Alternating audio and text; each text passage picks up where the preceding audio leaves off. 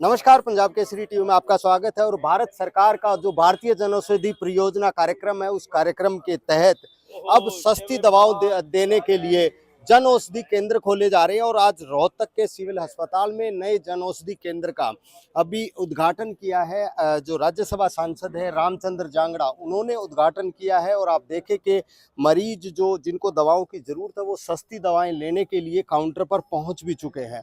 और जिस तरह से बताया जा रहा है कि बहुत ज़्यादा फायदा इन जन औषधि केंद्रों के माध्यम से हो सकता है, क्योंकि जो रेट दवाओं के इन जन औषधि केंद्रों पर हैं वो रेट काफ़ी कम है। और जो जेनरिक दवाएं हैं, साल्ट वही होता है और काम भी वही, बीमारी में काम भी वो सही करती है, और लेकिन उनका रेट काफ़ी कम होता है। इसलिए ये जन औषधि केंद्र कहीं ना कहीं लोगों के लिए एक बहुत अच्छी चीज़ भारत सरकार की साबित होंगे। तो आज ये उद्घाटन हुआ है नए जन औषधि केंद्र का। तो रामचंद्र जांगड़ा जो राज्यसभा सांसद है, उन्होंने उद्घाटन किया है। जांगड़ा साहब, जो भारत सरकार की ये मुहिम है और आज नए जन औषधि केंद्र का आपने उद्घाटन किया है, क्या कहना चाहिए? अब देखिए, ये कैलामैन लोशन है। बाज़ार में इसकी कीमत 128 रुपये है, लेकिन यहाँ जन औषधि केंद्र के ऊपर कुल 28 रुपये है। यानी एक पेशेंट को एक खरीदने में 100 रुपये का लाभ हो रहा है।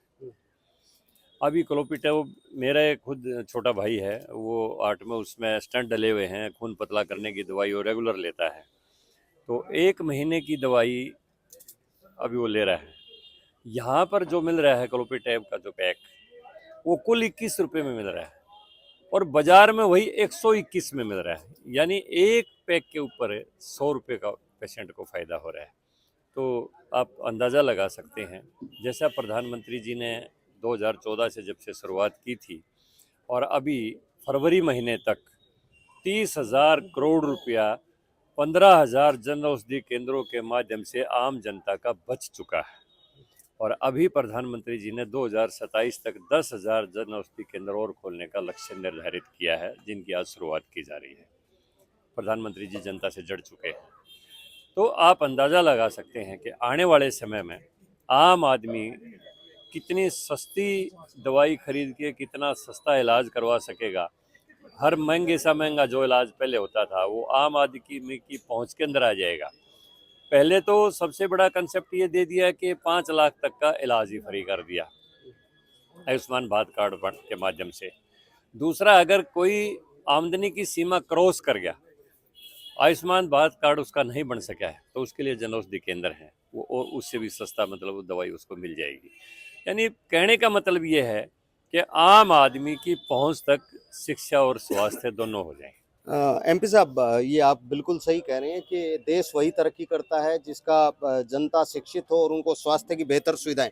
लेकिन कहीं ना कहीं हमारे यहाँ दिक्कत डॉक्टरों की कमी की जरूर है, आपको ये मानना पड़ेगा। देखिए, मैं आपको ये कहना चाहता हूँ, 2014 से पहले के आंकड़े उठा लीजिए, देश में कितने मेडिकल कॉलेज थे, कितने पीजीआई थे, कितने एम्स थे, और अब के आंकड़े उठाइए।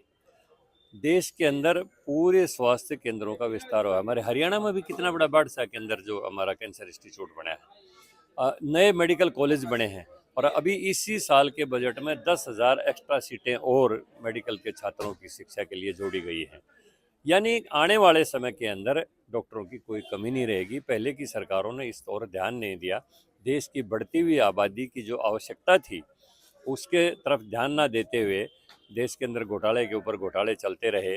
कभी 2G स्पेक्ट्रम घोटाला, कभी 3G स्पेक्ट्रम घोटाला, कभी कॉमनवेल्थ गेम घोटाला, ये घोटाले चलते रहे और सारा का सारा पैसा घोटालेबाजों की जेबों में जाता रहा। अब वो सारा पैसा यूं का यूं देश के विकास के ऊपर लग रहा है। स्वास्थ्य सेवाओं का विकास किया जा रहा है, शिक्षा की सेवाओं का विकास किया जा रहा है, देश में नए हाईवेज बन रहे हैं, भारतमाला रोड बन रहे हैं, ग्रीन हाईवे बन रहे हैं, देश के में वंदे भारत ट्रेन चल रही है, 74 डबल हवाई अड्डे हो गए देश के, मतलब जितने पहले थे उससे डबल एयरपोर्ट हमारे देश के अंदर बन चुके हैं। तो कहने का मतलब ये है कि देश पूरा प्रगति की तरफ है। और पूर्वोत्तर में जहाँ पर वो सोचते थे कि शायद हिंदुस्तान के बजट के अंदर हमारा हिस्सेदार है कि नहीं है, अब देखिए नागालैंड में जाइए बीजेपी की सरकार है, अगर वहाँ त्रिपुरा में जाइए बीजेपी की सरकार है, असम में जाइए बीजेपी की सरकार है, वहाँ पर मिजोरम में जाइए बीजेपी की सरकार है। क्यों है? लोगों ने ये देख लिया, लोगों को पता चल गया कि यही जो सरकारें हैं जो देश के पूरे देश के समस्त भारत के विकास के लिए समान रूप से काम करती हैं। तो मोदी जी के ऊपर पूरे देश को विश्वास है। आम आदमी की पहुंच तक शिक्षा का और स्वास्थ्य का पूरा इंफ्रास्ट्रक्चर। सरकार का काम होता है योजनाएं बनाने का, इम्प्लीमेंट करने का काम होता है नीचे लेवल के जो ऑफिशियल लोग होते हैं, जो अधिकारी, वहां पर कहीं ना कहीं कमी रह जाती है और उसकी वजह से आम लोगों तक वो सुविधाएं पहुंच नहीं पाती। नहीं, देखिए बात ये है, ये दुनिया उल्टा वृक्ष है जिसकी शाखाएं नीचे हैं, जड़ें ऊपर हैं। अगर ऊपर ईमानदार आदमी बैठा होगा तो नीचे तक ईमानदारी अपने आप आ जाएगी। अगर ऊपर भ्रष्टाचारी बैठा होगा तो नीचे तक भ्रष्टाचार चला जाएगा। ऊपर ईमानदार लोग बैठे हुए हैं, चाहे हरियाणा का उदाहरण ले लो, चाहे वो केंद्र का उदाहरण ले लो। हमारे जितने भी प्रदेशों में हमारी सरकारें हैं, आज तक कोई भी किसी मंत्री के ऊपर, मुख्यमंत्री के ऊपर कोई घोटाले का कोई आरोप नहीं है। ईमानदारी ऊपर से चलती है, यथा राजा तथा प्रजा, वैसे ही देश का विकास होता है। आज जब ऊपर के लोग ईमानदार बैठे हैं तो नीचे भी अधिकारियों में ईमानदारी आ रही है। और जो लोग 50 लाख रुपए दे के क्लर्क भर्ती होगा और 1 करोड़ दे के तहसीलदार ले गएगा और उसको हम कहेंगे कि फ्री में इंतकाल चढ़ा दे, वो क्यों चढ़ाएगा? वो तो अपने पैसे वसूल करेगा। अब जो बिना पैसे के मेरिट के हिसाब से नियुक्तियां हो रही हैं तो वो लोग मेरिट के हिसाब से काम भी कर रहे हैं। आगे आगे पारदर्शिता आ रही है। हरियाणा प्रदेश में जो कांग्रेस के लीडर हैं, वो ये कह रहे हैं कि उन्होंने जो किया था आप उसी को संभाल नहीं पा रहे हो, आप नया कुछ नहीं कर रहे। देखिए 2005 में भूपेंद्र हुड्डा को मुख्यमंत्री बनाया कांग्रेस ने। उस समय लोगों ने, जनता ने वोट तो दी थी, भजनलाल को सामने रख के 67 सीटें कांग्रेस की आई थी। 2009 में इसने 4 साल के बाद चुनाव करवा दिया तो इसकी सीटें रहेगी 40। और 2014 में जो है ना, ये सत्ता से बाहर हो गया और अब की बार इसके घोड़े बग्गी बुलाए बुलुए सारे बेचारे के वापस चले गए। अगर इतना ही बढ़िया होता तो फिर जनता इनको क्यों नकारती? ये कहने की बातें हैं। कांग्रेस का भविष्य खत्म हो चुका है। कांग्रेस बीते ज़माने की बात हो रही है। महात्मा गांधी के रास्ते पर चल रहे हैं। महात्मा गांधी ने कहा था कि कांग्रेस को अब वाइंड अप कर देना चाहिए, इसको ख़त्म कर देना चाहिए। कांग्रेस में भ्रष्टाचारी और देश विरोधी लोग आ चुके हैं।